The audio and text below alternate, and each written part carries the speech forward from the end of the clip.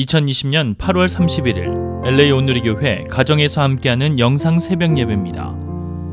오늘은 로마서 16장 17절에서 27절까지 말씀을 본문으로 마지막으로 복음이 중요합니다 라는 제목의 말씀 전해주시겠습니다. 형제들이여, 내가 여러분에게 권합니다. 여러분은 배운 교훈의 역행에 분열을 일으키고 회방하는 사람들을 경계하고 그들을 멀리하십시오. 그런 사람들은 우리 주 그리스도를 섬기지 않고 자기 배만 채우며 그럴듯한 말과 아첨하는 말로 순진한 사람들의 마음을 현혹합니다. 여러분의 순종이 모든 사람에게 알려지고 있어 나는 여러분으로 인해 기뻐합니다. 나는 여러분이 선한 일에는 지혜롭고 악한 일에는 순진하기를 바랍니다. 평강의 하나님께서 속히 사탄을 여러분의 발 아래서 짓밟히게 하실 것입니다. 우리 주 예수의 은혜가 여러분과 함께하길 빕니다. 내 동역자인 디모데와 내 친척들인 누기오, 야손, 소시바더가 여러분에게 안부를 전합니다. 이 편지를 받아 쓰는 나 더디오도 주 안에서 여러분에게 안부를 전합니다. 나와 온 교회의 집주인인 가이오도 주 안에서 여러분에게 안부를 전합니다. 이 성의 재무관 에라스도와 형제 구아도도 여러분에게 안부를 전합니다. 하나님께서는 내가 전하는 복음과 예수 그리스도에 대한 선포를 따라 그리고 비밀의 계시를 따라 능히 여러분을 견고하게 하실 수 있습니다. 이 비밀은 영원 전부터 감추어다가 이제는 나타나게 됐으며 영원하신 하나님의 명령에 따라 예언자들의 글로 인해 믿고 순종하게 하시려고 모든 민족에게 알려지게 됐습니다. 오직 한 분이신 지혜로우신 하나님께 예수 그리스도로 인한 영광이 영원 무궁하기를 빕니다. 아멘. 할렐루야. 오늘도 우리 마음 다해 하나님을 찬양하며 예배 자리에 나아가시겠습니다.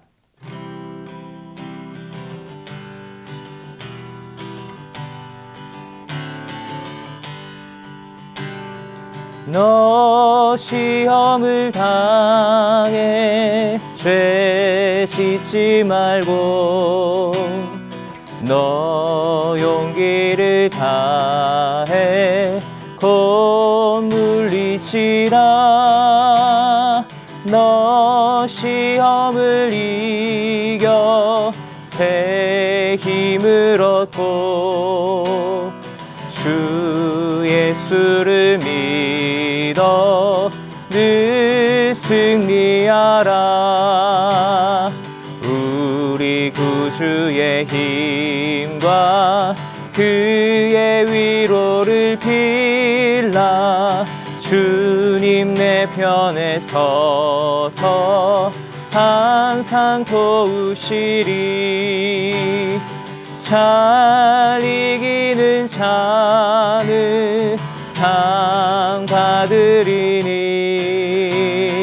너 낙심치 말고 늘 전진하라.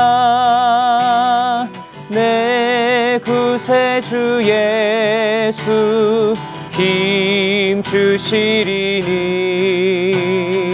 주 예수를 믿어 늘 승리하라. 우리 구주의 힘과 그의 위로를 빌라. 주님 내 편에 서서 항상 도우시리. 주님 내 편에 서서 항상 도우시리. 아멘. 할렐루야. 8월 31일 월요일 아침입니다. 오늘은 8월 마지막 날이면서 또한 한 주간을 시작하는 월요일이네요. 여러분, 내일부터 시작하게 될 9월 한 달도 미리 믿음으로 준비하시고 승리하실 수 있기를 예수님 이름으로 축복합니다. 저는 안식월을 가지면서 한 달 넘게 한국에 있으면서 이 치열한 한국의 상황을 경험하다가 미국에 오게 되었습니다. 들어가던 때부터 K방역이 좀 느슨해지기 시작했다는 걸 느낄 수 있었고요. 시간이 지나면서 방역 체계가 무너지면서 마지막에는 아주 심각한 상황이 벌어지는 것을 보게 되었습니다. 마지막 한 두 주간은 아예 교회가 예배를 드릴 수 없도록 전국적으로 폐쇄 명령이 내리기도 하는 것을 지켜보았습니다. 논문을 마무리하기 위해서 모교였던 총신대학교 사당동 캠퍼스 도서관을 갔었는데 그만 도서관 문을 닫아놓고 개방하지 않았습니다. 제가 한국에 왔던 중요한 목적을 마지막에는 제대로 이루지 못했던 것이죠. 그렇게 실망한 마음으로 한국에서의 여정을 다 정리하고 출발하려는데 마음속에 이런 생각이 들었습니다. 한국 사회 안에 가짜뉴스가 너무 많다는 것이었습니다. 가짜뉴스를 만드는 사람은 정치적으로 이쪽뿐만 아니라 저쪽도 마찬가지였습니다. 어느 곳 할 것 없이 거짓된 정보, 조작된 통계 이런 것들에 우리가 너무 익숙해져 버리게 된 것이라는 것입니다. 여러분 이럴 때일수록 진리에 목말라야 하고 진리를 담고 있는 성경 말씀에 우리의 귀를 열어야 합니다. 과연 성경이 이 시대를 향해서 뭐라고 말씀하시는가? 성경 속에서 그 답을 찾아야 하고 그리스도인들이 어떻게 행동해야 될 것인가? 예수님의 본을 통해서 우리는 발견해야 할 것입니다. 오늘도 공교한 아첨의 말들로 신자들을 유혹하는 미혹의 세력들이 많은 이 세상 가운데서 우리는 어떻게 살아야 할 것인가? 오늘 사도 바울이 로마서를 마무리하는 그 목소리 가운데 주님이 부르신 길을 함께 발견해 보도록 하겠습니다. 형제들이여, 내가 여러분에게 권합니다. 여러분은 배운 교훈의 역행에 분열을 일으키고 회방하는 사람들을 경계하고 그들을 멀리하십시오. 그런 사람들은 우리 주 그리스도를 섬기지 않고 자기 배만 채우며 그럴듯한 말과 아첨하는 말로 순진한 사람들의 마음을 현혹합니다. 여러분의 순종이 모든 사람에게 알려지고 있어 나는 여러분으로 인해 기뻐합니다. 나는 여러분이 선한 일에는 지혜롭고 악한 일에는 순진하기를 바랍니다. 평강의 하나님께서 속히 사탄을 여러분의 발 아래서 짓밟히게 하실 것입니다. 우리 주 예수의 은혜가 여러분과 함께하길 빕니다. 먼저 바울은 거짓된 선생들에 대해서 경고의 말을 하고 있습니다. 당시 유대 율법주의자들이 로마 성도들에게 악영향을 끼치고 있었는데요. 그들은 복음의 진리를 거스리고 분쟁을 일으켜서 교회의 평화와 일치를 깨뜨렸습니다. 이런 이들을 보고 우리가 분파주의자라고 표현하기도 합니다. 그들은 다수 성도들의 개인적인 신앙의 성장을 가로막고 또한 장애물을 주고 있습니다. 여러분, 아첨하는 말, 공교하게 만들어진 말은 언제나 귀에 즐겁습니다. 뱃속 깊이 들어가게 됩니다. 순진한 말로 사람들을 유혹하고 순진한 마음을 갖고 있는 자들의 마음속에 거짓된 것을 섞어 넣을 때 참으로 분별력이 부족한 유아의 신앙을 가진 사람들은 넘어갈 수밖에 없는 것이죠. 한국 사회 속에 한동안 이단들이 활개를 쳤습니다. 대학 교수들, 때로는 부총장 같은 분들도 거기 다 넘어갔습니다. 그래서 사람들은 질문합니다. 아니, 대학 교수님들이 그걸 믿는데요. 여러분, 아무리 대학 교수를 할지라도 영적으로 어린아이일 수 있는 것이죠. 순진한 사람에게 미혹의 말을 넣을 때 사람들은 그 감언 이슬 속에 속아 넘어가게 되는 것이죠. 그러면 그것을 통해서 이단과 사이비가 얻는 것들이 무엇입니까? 결국 이들은 그리스도를 섬기지 않기 때문에 자신의 영광을 섬기게 되어 있습니다. 자신의 명예와 영광을 위해 사람들을 소비해버리고 마는 것이죠. 결국은 자신의 욕심을 채우기 위해 다른 사람들을 희생물로 삼고 있는 것입니다.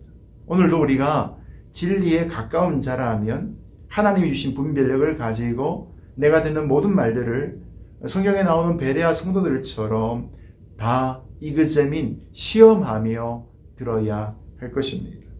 그래서 사도 바울은 19절 말씀에 보니까 로마 성도들을 향해서 선한 일에는 지혜롭고 악한 일에는 순진하라고 도전하고 있습니다. 여러분, 사람의 머리가 이 나쁜 일에 잘 돌아가는 사람이 있습니다. 바른 일에는 머리가 멈춰 있는 경우 또한 있습니다. 바울이 원하는 게 뭡니까?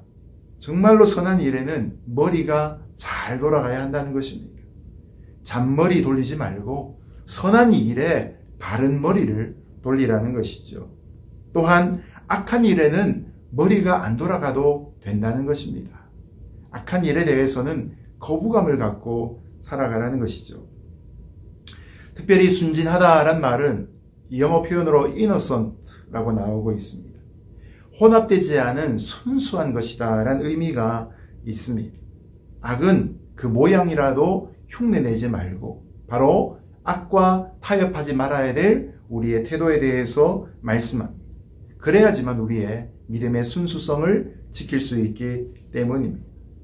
우리가 좀 전에 읽은 말씀의 마지막으로 바울은 그럴 때 평강의 하나님이 속히 분쟁을 일으키는 사단의 역사를 깨뜨리시고 성도들에게 승리를 주실 것이다 도전하고 있습니다. 여기에 우리가 해야 될 일이 있고 하나님이 하신 일이 있다는 사실을 발견하게 됩니다. 우리는 순전하기 위해 애써야 하고 순수한 마음으로 선한 일에 열정을 품어야 하고 악은 그 모양이라도 본받지 않기 위해 마음으로 그것을 끊는 결단들이 필요하고 바로 그런 삶을 우리가 살아갈 때 하나님께서는 악에 대하여 큰 승리를 우리에게 주신다는 것이죠. 여러분, 예수님은 지금도 승리하기 위해 애쓰시는 분이 아니라 이미 승리하신 분이십니다. 두려워하지 말라, 담대하라, 내가 세상을 이기었노라 말씀하시지 않았습니까? 주님은 십자가에서 한 번의 승리로 영원한 승리를, 우리 모두를 위한 승리를 이미 이루어 주신 분이십니다. 우리 마음 안에 이 말씀을 영접하고 마음의 평안을 누릴 수 있는 저와 여러분 되시기를 예수님 이름으로 축복합니다. 승리하신 주님과 우리가 함께 할 때 우리는 사단의 싸움에서 언제나 이길 수 있습니다. 내 동역자인 디모데와 내 친척들인 누기오, 야손, 소시바더가 여러분에게 안부를 전합니다. 이 편지를 받아 쓰는 나 더디오도 주 안에서 여러분에게 안부를 전합니다. 나와 온 교회의 집주인인 가이오도 주 안에서 여러분에게 안부를 전합니다. 이 성의 재무관 에라스도와 형제 구아도도 여러분에게 안부를 전합니다. 이제 편지를 마무리하면서 사도 바울의 주변에 있는 사람들이 인사의 말을 덧붙이고 있습니다. 바울과 함께한 사람들 중에 바울의 동역자이며 영적인 아들인 디모데가 문안을 합니다. 그리고 누기오, 야손, 소시바더라는 사람들의 안부도 전하고 있습니다. 또 사람들의 안부를 전하다 보니까 이 로마서 편지를 대필하고 있는 더디오도 자신의 개인적인 안부를 여기에 또한 한 줄을 써서 문안을 합니다. 또 누가 문안합니까? 교회를 쓰도록 건물을 내어준 집주인인 가이오도 문안하고 있고요. 성의 재물을 맡은 고급 관리인 에라스도도 또 그 형제인 구아오도 함께 문안합니다. 바울은 이처럼 동역자들과 함께 하기를 기뻐했던 사람이었고 자신의 동역자를 정말 자랑하고 또한 환대하는 사람이었던 걸 보게 됩니다. 특별히 바울이 디모데를 향하여서 21절에 이렇게 말합니다. 내 동역자인 디모데. 저는 이 부분에서 가장 이 말씀이 마음에 뭉클하게 다가왔습니다. 물론 우리가 아는 것처럼 디모데는 바울의 영적인 아들입니다. 그리고 때로는 심신이 유약했던 사람입니다. 그럼에도 불구하고 사도 바울은 디모데를 자신의 동역자의 위치까지 올려서 표현하고 있습니다. 디모데의 첫 출발은 인간적으로 유약한 부분 때문에 결코 지도자가 되거나 사도 바울의 동역자로 일컬림 받기에는 부족한 모습이었습니다. 그러나 이 바울에게 충성된 디모데의 모습은 결국 바울의 마음을 넘치며 또한 주님의 마음에도 합당한 하나님의 일꾼이 되었던 것이죠. 그래서 바울이 떳떳하게 디모데는 나의 동역자다 자랑하고 있는 것이죠. 여러분, 이것 때문에 바울이 디모데를 후계자로 삼고 디모데가 단순히 신앙을 가진 금수저로 끝나는 것이 아니라 신앙의 개척자로 삶을 살아가는 모습을 보여주고 있습니다. 재능이 많은 사람, 환경이 좋은 사람도 있습니다. 그러나 여러분, 우리가 배워야 할 것은 주어진 환경 속에 최선을 다하며 살아갈 때 우리 또한 먼저 된 자가 나중될 수도 있지만 나중된 자로서 먼저 되는 일이 일어날 수 있는 것이죠. 오늘도 부족한 것을 탓하거나 안타까워하지 말고 자신에게 주어진 귀한 은사와 달란트를 10분 발휘하여서 하나님 나라의 주역으로 쓰임받는 저와 여러분 되시기를 예수님 이름으로 축복합니다. 하나님께서는 내가 전하는 복음과 예수 그리스도에 대한 선포를 따라 그리고 비밀의 계시를 따라 능히 여러분을 견고하게 하실 수 있습니다. 이 비밀은 영원 전부터 감추어다가 이제는 나타나게 됐으며 영원하신 하나님의 명령에 따라 예언자들의 글로 인해 믿고 순종하게 하시려고 모든 민족에게 알려지게 됐습니다. 오직 한 분이신 지혜로우신 하나님께 예수 그리스도로 인한 영광이 영원 무궁하기를 빕니다. 아멘. 편지의 마지막에서 사도 바울은 다시 한번 예수 그리스도의 복음을 전합니다. 바울은 로마서를 시작하면서 처음부터 바로 이 복음에 대한 이야기로 시작을 했습니다. 그리고 마지막 본문까지도 복음을 말하고 있습니다. 이처럼 바울에게는 처음부터 끝까지 초지일관 복음만을 드러내고자 하는 마음이 있었던 것입니다. 대화법 중에 깔때기 현상이라는 것이 있습니다. 남자들이 서너 명 모여 대화를 시작하면 처음에는 거국적인 이야기들로 시작을 합니다. 자신의 나라의 정치적인 문제, 또한 국가 간의 갈등의 문제, 세계적인 기아에 대한 문제. 근데 조금 시간이 지나가다 보면 그 대화의 폭이 줄어들기 시작하면서부터 자신의 인생에 한탄들을 쏟아붓기 시작하고 직장 상사들에 대해서 뒷담화하는 이야기를 하기 시작합니다. 그리고 마지막에 가면 스포츠 얘기를 거쳐서 결국 이성에 관한 이야기로 끝납니다. 깔때기의 초입이 넓지만 마지막 대롱에는 좁아지는 걸 보고 이런 깔때기 현상이라는 제목을 붙이는 것 같습니다. 그러나 여러분, 바울은 그러지 않습니다. 복음으로 시작해서 복음을 통해서 복음으로 끝내고 있는 것이죠. 바로 이 복음이 누구입니까? 바로 예수 그리스도입니다. 시작부터 예수 그리스도에 대해서 이야기하고 끝까지 예수 그리스도에 대해서 자랑하고 그 영광을 위해 노래하는 것으로 끝내고 있는 것이죠. 사람이 변하는 것을 보면 마음이 참 아플 때가 많습니다. 옛날에는 저 사람이 참 순수하고 순진하고 열정을 갖고 있는 사람이었는데 지위가 높아지거나 열매가 있거나 직분을 갖기 시작하면서부터 조금씩 사람이 변화되어서 주님이 초점이었던 인생이었다가 마지막에는 자신의 영광이 초점이 되는 일을 볼 때 가장 서글픈 마음을 가질 수밖에 없는 것입니다. 그러나 여러분, 바울은 그렇지 않습니다. 영세전부터 감추었다가 마침내 우리에게 드러난 바가 되시고 육신의 옷을 입고 이 땅에 찾아오신 말씀이신 예수님을 또한 이야기하고 마침내 육신으로 오신 그 예수님이 우리를 위해 십자가에 달려 죽으시고 부활하시고 우리 모든 이에게 구원을 주시는 생명이 되심을 바울은 논리적으로 설명하는 것이죠. 그래서 우리가 읽은 이 말씀 속에 우리에게 도전합니다. 바로 그런 예수 그리스도를 향하여서 우리가 무릎을 꿇어야 된다는 사실이죠. 만왕의 왕으로 오신 그 예수님 앞에 순종하는 삶을 우리가 살아야 된다고 도전하고 있는 것입니다. 우리가 배울 수 있는 것은 바로 이것입니다. 바울은 때를 얻든지 못 얻든지 복음을 전했다는 것이죠. 예수님을 자랑했다라는 것입니다. 물론 우리가 이렇게 복음을 전할 때 우리의 말을 알아듣지 못하는 사람이 있을 수도 있습니다.